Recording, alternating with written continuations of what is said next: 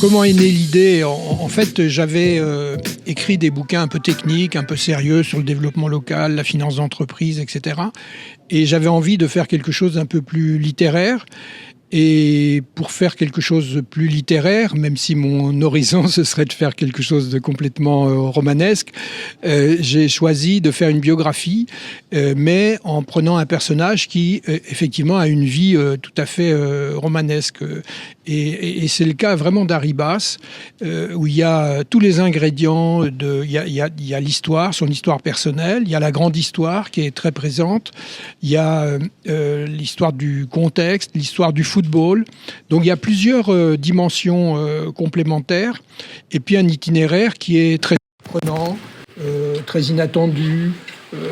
On voit quelqu'un qui est un exilé, mais qui choisit d'être audacieux pour sortir du déterminisme dans lequel il se trouve, qui fait des paris incroyables, qui emprunte des chemins très originaux, très difficiles, etc.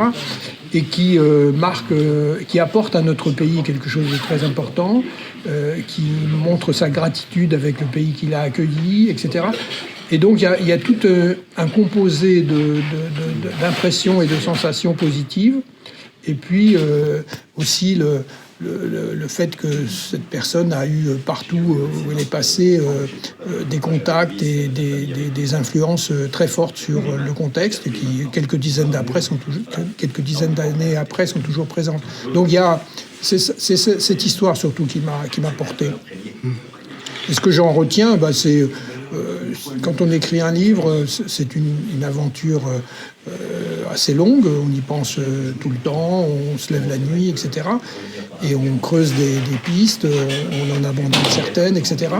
Et donc il y a un plaisir, une volupté particulière à se colter à un sujet comme ça de façon un peu obstinée, un peu animale, un peu têtue. Et j'aime bien cette sensation.